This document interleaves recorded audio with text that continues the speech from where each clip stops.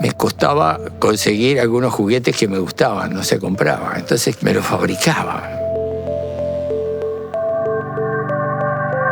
Con elementos comunes pueden los niños transmitir cosas, que eso es lo que importa. Transmitir, creo que de alguna manera es una forma de diálogo. Vos ves que la potencialidad que te da los trabajos en equipo en las distintas áreas es muy bueno y enriquece totalmente todo.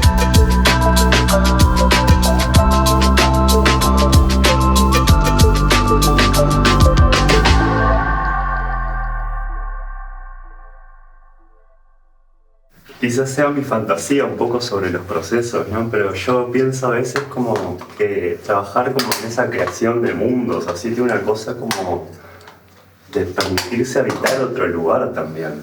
Sí, más que habitar, yo creo que es construir.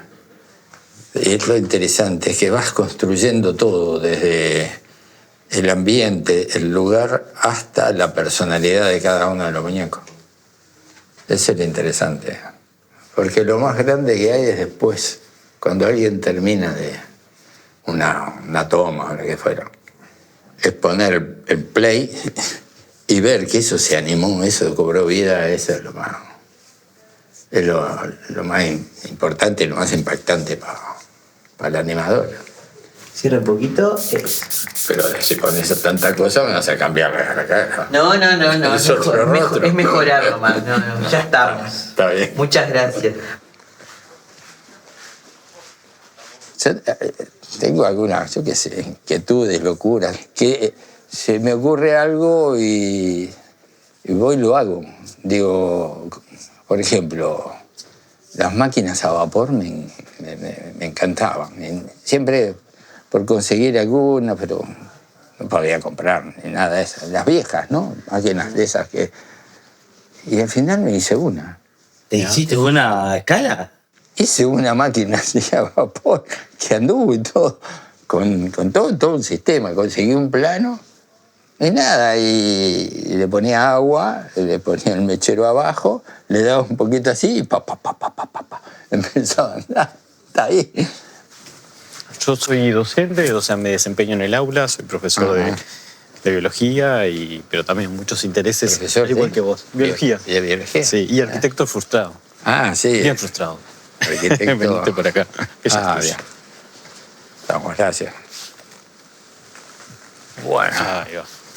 Aprendices, temporada 4, Walter, toma 1. Segundo clap. ¿Cómo me defino? Yo qué sé cómo me defino. Primero como un inquieto. Inquieto por un lado, porque siempre estoy haciendo cosas. Yo qué sé, por otro lado, no sé cómo me defino. Con alguien que tiene determinados intereses, ganas de conocer y a la vez de conocer, de transmitir, yo qué sé, cosas. No sé, me defino como un tipo, algo creativo. No soy una maravilla, pero sí, siempre estoy atrás de crear cosas, de hacer cosas. Me defino también como un artesano, yo qué sé. Nunca lo he pensado cómo definirme, pero anda por ahí, yo qué sé. Más que nada inquieto por un lado y preocupado también me siento un tipo muy preocupado por el ser humano y por lo que sucede y está sucediendo. Y con respecto a los niños, no pretendo ser un educador, no quiero serlo, no me interesa, pero sí alguien que plantea distintas visiones y cosas como para que los niños puedan, no sé, pensar, desarrollarse, pero sí, soy alguien que busca, no sé, motivar de alguna manera y más a los niños, y ojalá que sea en pro de un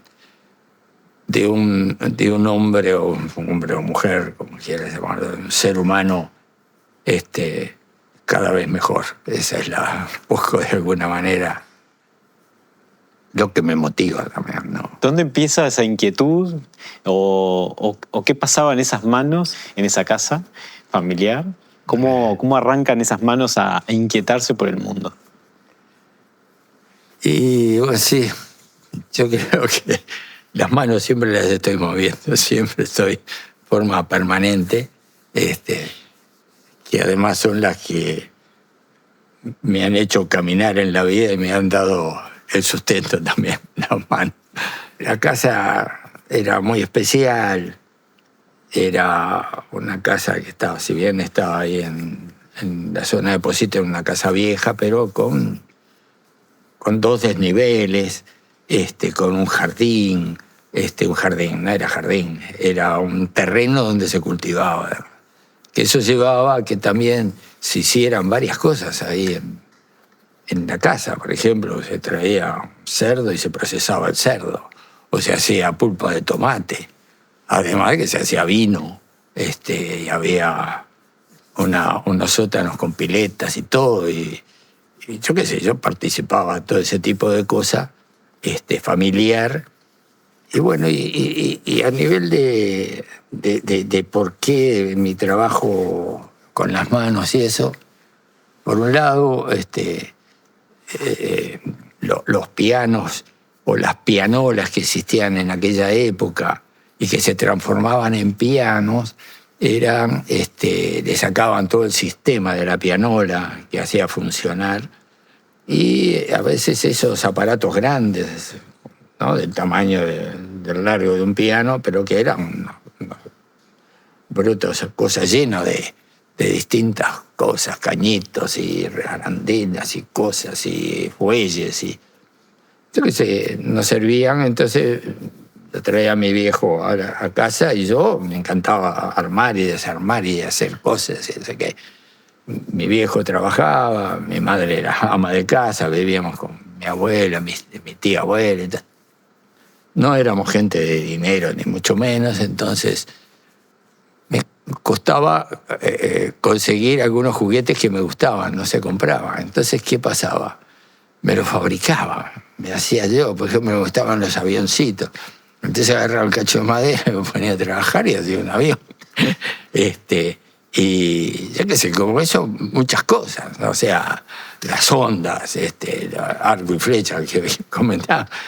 Lo fabricaba, porque no comprarlo no podíamos, ¿no? Y entonces eso llevó a de que, junto con que mi padre me enseñaba algunas cuestiones, sobre todo de carpintería y eso, él era técnico en pianos, junto con mi tío, arreglaban pianos y afinaban y todo eso. Entonces me enseñaba y sabía, ¿no? Y eso me hizo de que, bueno, que me dedicara mucho a la cuestión manual, ¿no? Y bueno, y eso después lo fui desarrollando con los años con distintas cosas, ¿no? O sea, me imagino esa casa con muchos espacios, con desniveles. Uh-huh. También una casa llena con una familia grande. Hay algo del alquimista de convertir cosas, ¿no? Convierto pianolas en pianos, convierto fruta, uva, en vino, y convierto pedazos de maquinaria en juguetes, en avioncitos.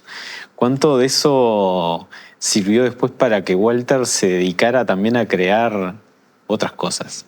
Yo jugaba más que nada con todas esas cosas. Y más que jugar, construía cosas para poder jugar. Y sí, eso me llevó a de que, bueno, tuviera cierta destreza, ¿no?, manual. Y que sí, que después, en el crecimiento, al entrar en la facultad, me dediqué a la arquitectura y, bueno, me encantaban las maquetas. Y yo qué sé, siempre alrededor de la misma cosa. Y sí, es lo que me llevó, por ejemplo, cuando estaba ahí estudiando sería el año 18, 20 años tendría. Teníamos un taller de artesanía que trabajamos mucho metal. Y tuve la posibilidad de poder, en la Facultad de Ingeniería, que estábamos a 2 cuadras, había un curso de soldadura. Y eso me sirvió, me amplió de alguna manera las posibilidades que podía yo tener a nivel artesanal. Y bueno, y eso ahí lo usamos, lo empecé a usar para cuestiones artísticas, y no sé qué. Me llegué a desarrollar todo ese conocimiento manual que incluso me sirve hasta el día de hoy cuando hacemos una película con muñequitos y que todos esos muñequitos tienen una estructura metálica que está hecha completamente por nosotros. Y entonces eso me abrió una posibilidad que poca gente dentro de América tiene, de conocimiento de cómo hacer y desarrollar una estructura de un muñeco, por ejemplo. Pero todo eso es producto de esa evolución, es como una evolución, ¿no? Una acumulación de vivencias y de experiencia con los materiales. Sí. Que uno ahora lo analizás, pero en su momento lo ibas haciendo por necesidad o porque o por tal cosa y te interesaba y ibas para ahí o la otra cosa. O querías hacer esto y lo hacías. Y sí, entonces todo ese conocimiento manual o de artesanía te hace que llegue a un punto que decís, quiero hacer esto y lo hago. Y a veces no hay límites para eso, ¿no? Entonces, pero es todo muy manual. No existe el 3D, no existía ni nada de eso, ni el láser, no. Era todo a mano. ¿A vos te tocó una salida no voluntaria al país? Años de exilio. Uh-huh. Y años en los cuales el soporte material o el soporte donde uno está viviendo, trabajando, desaparece. ¿Qué pasó en esos años en el exilio en el cual no tenías ese soporte para trabajar? Sí, llegó un punto que nos tuvimos que ir. Y el primer lugar que fui fue la Argentina. Pero la cosa se complicó también en la Argentina, fue el peor momento. Y me fui para Lima, donde estaba mi socio, mi ex socio, que teníamos el taller de artesanía cerca de la Facultad de Ingeniería. Y bueno, o sea, eso ya fui a un lugar donde ya estaba un taller armado. Entonces me sumé a él. Pero mi inquietud por el cine seguía latente. Y entonces logré ahí, también por otras circunstancias, que se financiara un primer corto gracias a una ley que había en Perú que protegía la producción nacional y un porcentaje de la entrada del cine iba a los que habían hecho las películas. ¿Qué pasó? Yo había hecho acá ya una película en la selva, hay mucho por hacer, con papel recortado, que habíamos hecho con papel recortado todo acá. Y bueno, fui para allá y continué, hice una primera película también con los mismos personajes recortados, lo metí en distintos planos, puse la cámara y todo, y fui mejorando un poco la cosa, pero siempre con papeles y lo manejaba con agujas. Eso llevó a que, bueno, la segunda película y la tercera, ya esa técnica no me gustaba mucho y me metí más para el lado de la plasticina. Y ahí ya volví al volumen de vuelta. Y ahí fue donde entré a hacer animación en aquella época, que el referente era Walt Disney y todo ese tipo de cosas. Conseguir los materiales para hacer ese tipo de cosas, imposible. No se podían conseguir. Entonces eso me llevó a pensar, digo, pucha, yo no, esta técnica, esto no va. Entonces la plasticina y la cosa ya estaba más cerca mío. Entonces, claro, hice una primera película en plasticina, que fue Nuestro Pequeño Paraíso, donde Era un personaje y un televisor. Y ahí me di cuenta de que podía manejarme mejor, con elementos que tenía a mi alcance. O sea, ¿qué tenía? Hacía una estructura que la hacía con fierritos y con cositas y plasticina. Y después cartón, madera y hacer las cosas. O sea que empecé a hacer animación en esta técnica a partir de los elementos que podía tener a mano. Esa fue un resumen de la evolución de por qué llegué a lo que empecé a hacer después, más exhaustivamente. Walter, me quedé pensando también, y bueno, porque también provengo del sistema educativo, que es donde me desarrollo como docente. Me imagino ese niño que es muy creador, muy transformador y necesita mover esas manos. ¿Cómo fue Walter en la escuela? ¿Cómo lo padeció o cómo lo transitó? Porque, bueno, en el sistema educativo tendemos a estar mucho tiempo quietos, sentados, ¿no? ¿Cómo fue esa vivencia en la escuela? Vos sabés que tengo pocos recuerdos de la escuela. Primero que no fui a escuela pública, fui a una escuela de curas y me acuerdo de anécdotas, nada más, pero no son importantes ni nada de eso. Y creo que dentro de lo que estábamos hablando, de la cuestión de creación, manual y todo eso, influyó muy poco la escuela en eso. Muy poco, para mí muy poco. No me motivaba, la escuela no me motivaba en absoluto. El otro día vi esto del Plan Ceibal, lo de Guichón, y no sé, me pareció maravilloso, donde salen, los maestros salen afuera y te enseñan matemáticas hasta en el medio del campo, yo qué sé. O sea, esa vinculación entre el ser humano, la naturaleza y el aprendizaje es brutal. Y ahí es donde aprendes más y desarrollas más la cabeza. Yo creo que la animación, por ejemplo, es muy buena para los niños y cada vez que hemos hecho algún tallercito o hemos ido a alguna escuela o algo y está la posibilidad de trabajar un poco con algunos niños o jóvenes, así que se entusiasman de una manera, porque además está la posibilidad de trabajar con cosas cotidianas, con una tijera, un lápiz, un cartón y no sé qué cosa, y estás creando y haciendo cosas. Y si lo haces en forma de equipo, mejor, no en forma individual. Y entonces, con elementos comunes, podés lograr, o pueden los niños transmitir cosas, que eso es lo que importa. Transmitir, creo que de alguna manera el transmitir es una forma de diálogo, ¿no? Digo, no sonoro, pero estás transmitiendo, uno te dice una cosa, el otro te muestra otra.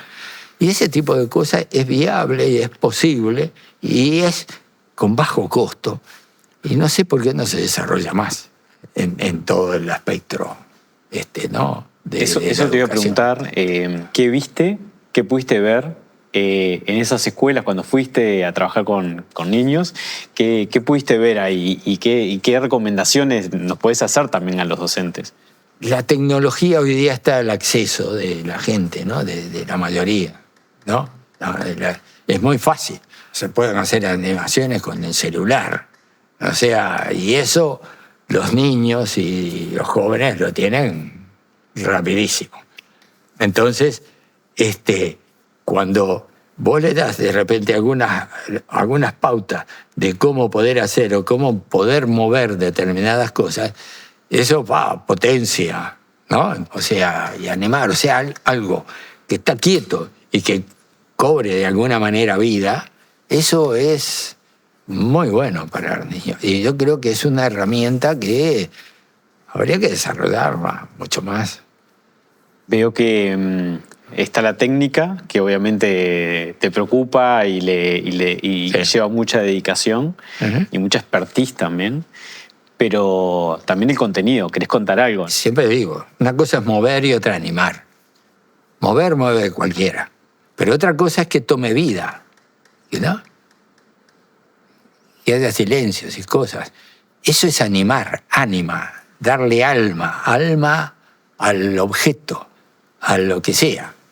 Incluso a una lata, podés darle alma. Esa lata que viene para acá se para, mira para acá, un abismo, se asusta. Una lata. Podés lograr darle alma a una lata, por ejemplo.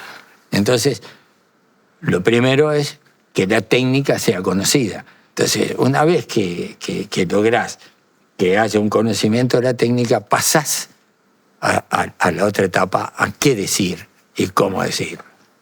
El cómo decirlo te lo va a permitir la técnica. El qué decir es otra cosa. Entonces, ahí está la idea vinculada a la técnica que te va a dar un determinado resultado. Ahora, si no conoces bien la técnica, no vas a poder dar el mensaje que querés de la mejor manera. Es fundamental tener conocimiento de la técnica. En el desarrollo, digamos, de los contenidos que has generado a través de técnicas como el stop motion y otras, digamos, hay todo un equipo enorme. ¿Cómo has aprendido a trabajar en equipos tan diversos? Porque hay que escribir un guión, hay que rodar, hay que editar. Yo empecé haciendo cosas en forma individual. O sea una película, yo qué sé, la que te decía de la plasticina y cosas, esa la hice prácticamente solo. Hice el muñeco, toda la cosa, la animé. Pero llega un punto en que tenés que empezar a trabajar con gente. Yo de sonido no sé nada, de efectos menos, de música ni hablar. No tengo idea. Entonces ya empezás a trabajar con otra gente y esa otra gente también te empieza a dar algún elemento. Y eso fue lo que me hizo sentir de que cuando vos trabajabas con otro y te aportaba elementos y que te enriquecía la idea, es fundamental empezar a trabajar en equipo. Entonces, desde una película que empezás a hacer solo o con otra persona, no sé qué, empezás la próxima a involucrar más gente. Porque vos querés que las cosas, de alguna manera, se mejoren. Entonces, yo qué sé, si yo hago todo, de repente cometo errores, pero si yo mando a hacer o trabajo junto con una o dos personas para hacer los muñecos, ese muñeco va a quedar mejor que si lo hago yo solo. Eso estoy segurísimo. Como eso, la escenografía o lo que fuera. Entonces empezás a trabajar con otra gente.